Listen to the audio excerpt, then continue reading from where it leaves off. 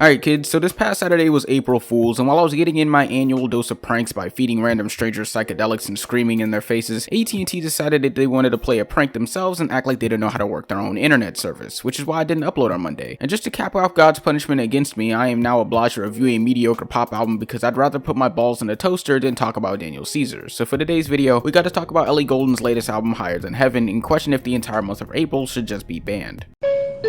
Alright, so when going through this album, I honestly got the same feeling I had when I first heard Miley Cyrus's album, which is bored. Like, I want to be more in tune with Ellie Goulding since she tends to pop her head in and out of the mainstream like every year, but unfortunately, the one time I decided to listen to and review an album of hers, I only feel disappointment. Like, I wasn't expecting some sort of extremely intricate theme or storytelling like To Pimp a Butterfly, or the most personal piece in the world like Blonde or whatever, but I at least thought I'd get something more than just music you'd hear when you're shopping for groceries at Target or on a Macy's commercial. I mean, just the first 4 tracks show a perfect example of what I'm talking about, dishing out very basic, lovey-dovey lyrics with some annoyingly repetitive choruses that don't do any justice for Ellie's otherwise amazing singing voice. And then for the following tracks, it's not like it's much of anything different, with it all seeming like a cheap imitation of Jack Antonoff's songwriting, which is funny because Jack is like the pinnacle of cheap, sugary, mainstream pop music. But if I had to look at the positives, I think Ellie's voice is the main highlight of this album, with her hitting some nice vocal ranges on songs such as Higher Than Heaven. I mean, even if the songwriting is about as boring as it gets, and when it comes to actually putting a song together, she falls horribly short in this album, at least I know my ears aren't going to fall off, so there's that.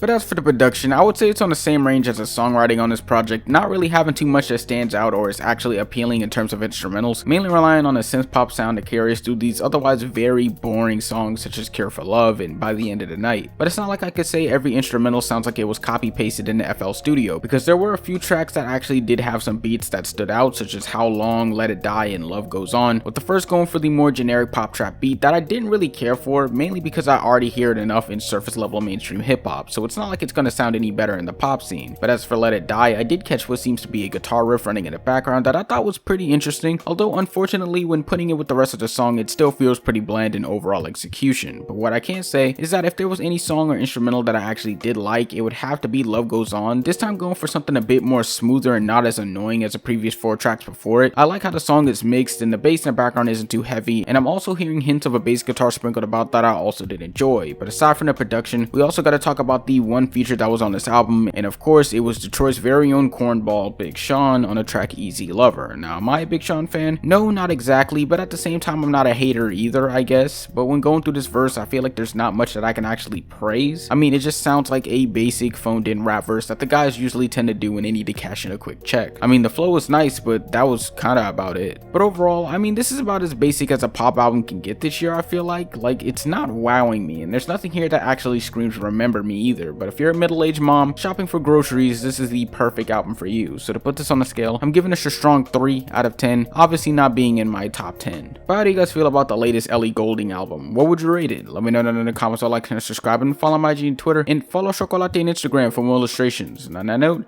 I'll see you guys on Monday when I fully turn into Adult Swim. Peace.